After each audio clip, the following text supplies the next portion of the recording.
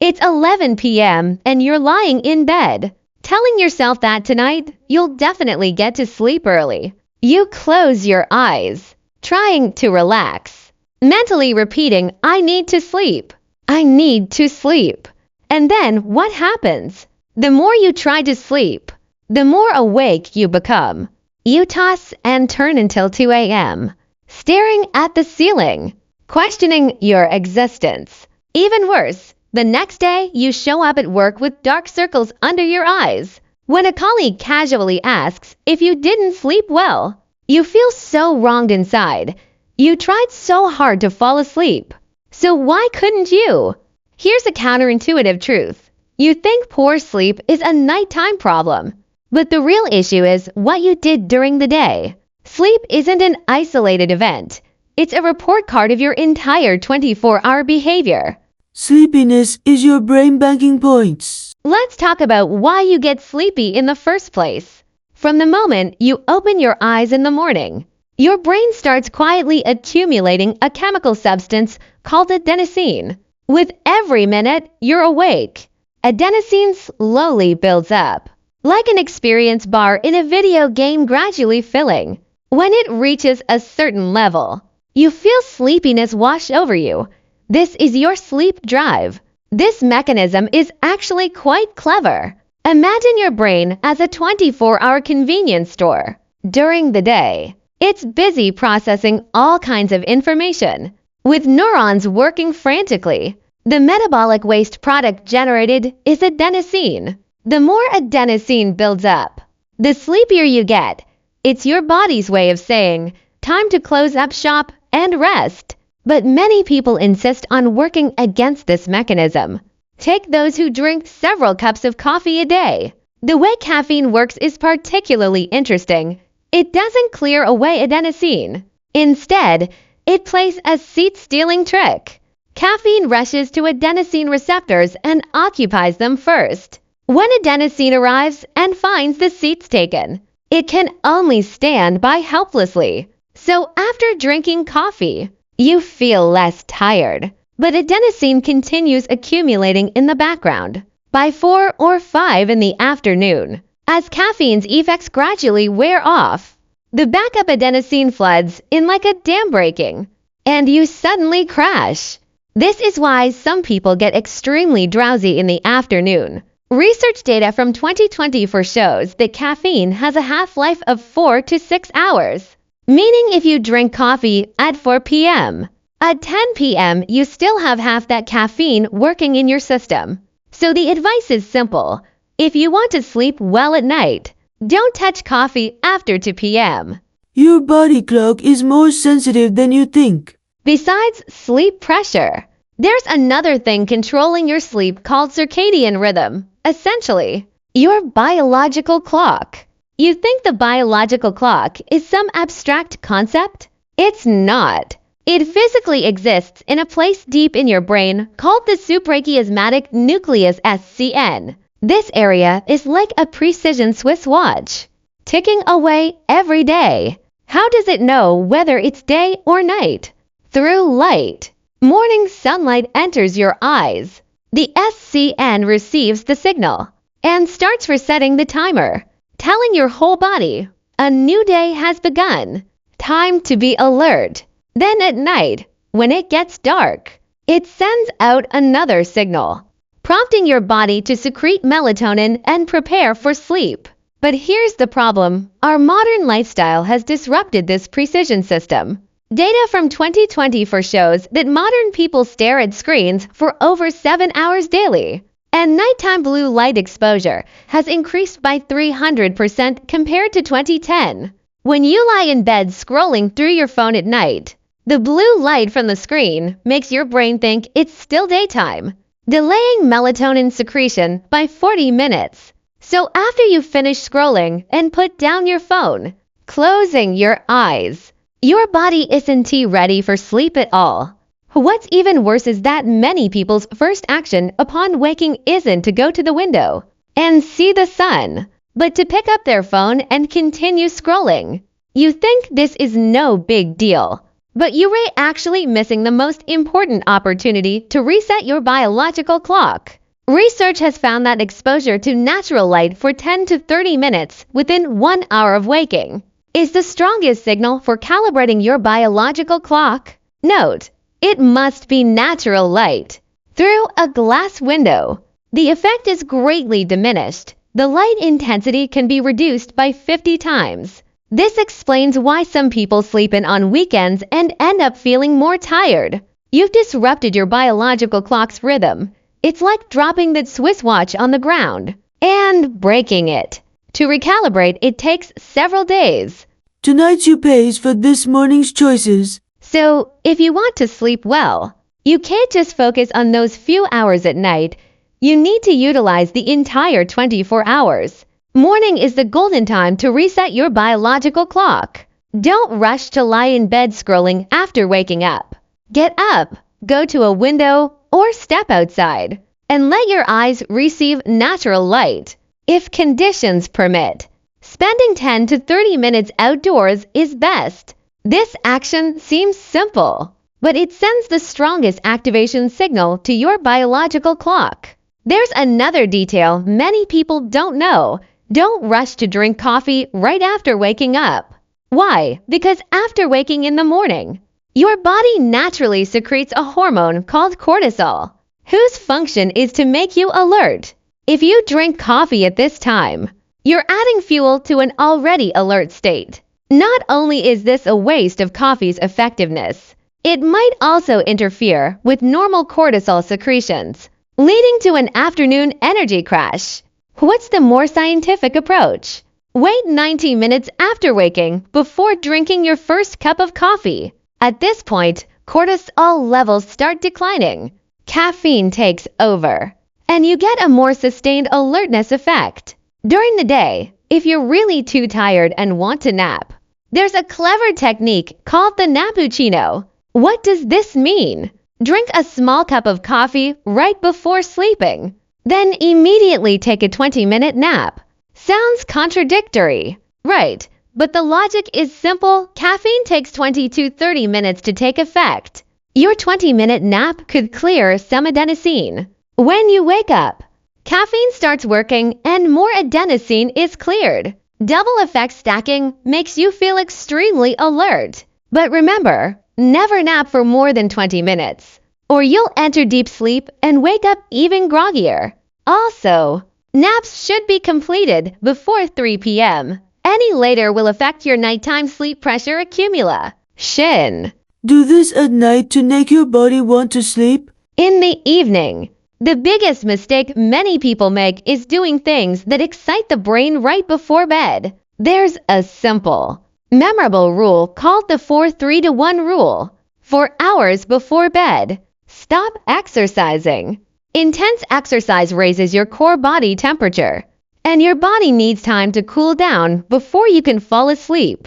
3 hours before bed, stop eating. After eating, your digestive system is still working hard. How can you possibly sleep peacefully? Plus, digestion raises body temperature, creating another interference factor.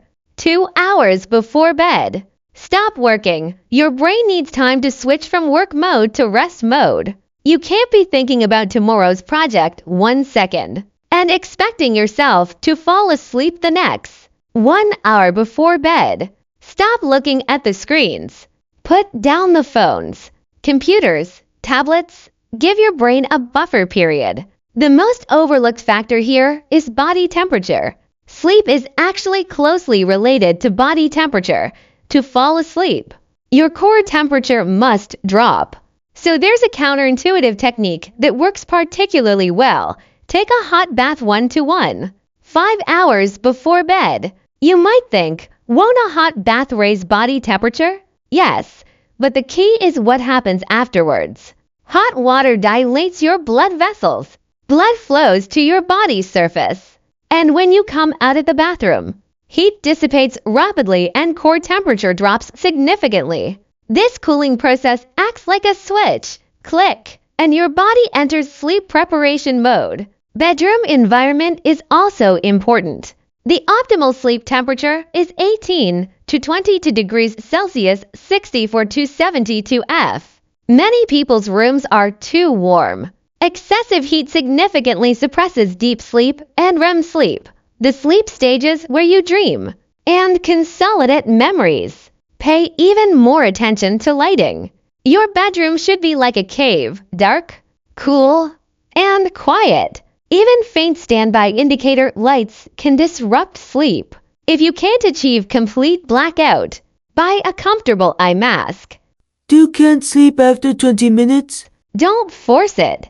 The most painful situation many people encounter is lying in bed tossing and turning, unable to sleep, while their brain becomes increasingly alert. What should you do? Never continue lying there forcing it. Why? Because you retraining your brain to associate the bed with wakefulness and anxiety. Over time, as soon as you lie in bed, your brain reflexively enters an alert state. The more you want to sleep, the less you can. What's the correct approach? If you haven't fallen asleep after 20 minutes, get up decisively. Go to another dimly lit room and do something boring. Read a dull book. Folding laundry, basically anything that doesn't require thinking. When you feel drowsy, return to bed. There's a particularly effective technique called cognitive shuffling. When you're lying in bed and your brain won't stop, with various thoughts flying around, you need to switch your brain from logical anxiety mode to dream association mode. How exactly do you do this? Think of any letter. Say B, then think of words starting with B. Ball, bear, bus, book, banana for each one. Visualize its image in your mind. These words have no logical connection. It's purely random visual association. Why does this method work? Because during the day, your brain is used to logical thinking where all thoughts have causal relationships, making you more excited. But this non-logical random association mode is exactly the state your brain enters before dreaming. You're actively inducing your brain to shut down, letting it slide towards sleep. Many people who've tried this find they often fall asleep after just a few words. Sleep position matters.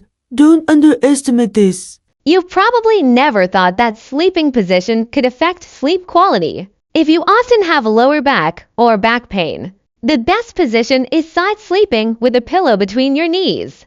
This maintains pelvic neutrality and reduces spinal pressure.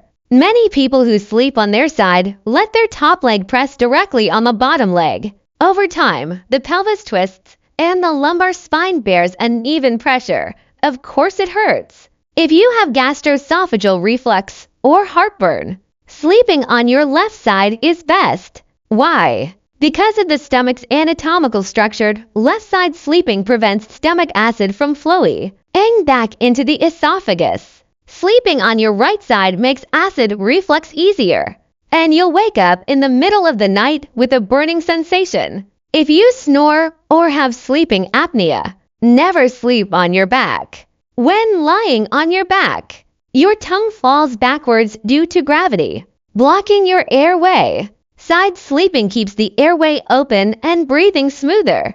These small details seem insignificant, but their impact on sleep quality is much greater than you imagine. Melatonin and magnesium. Should you take them? Many people ask whether those sleep supplements on the market actually work. Let's start with melatonin. Melatonin itself isn't a sleeping pill. Its main function is regulating your biological clock, particularly useful for jet lag. If you're traveling across time zones or working night shifts, melatonin can help reset your biological clock. But if you simply have insomnia, melatonin may not help. Plus, many people take the wrong dosage. Many melatonin products on the market contain 5 or even 10 milligrams per pill, which is completely unnecessary. Research has found that 0.3 to 1 milligram of melatonin is often more effective than large doses, with fewer side effects. Long-term use of large-dose melatonin may affect your body's own hormone secretion, creating dependencies.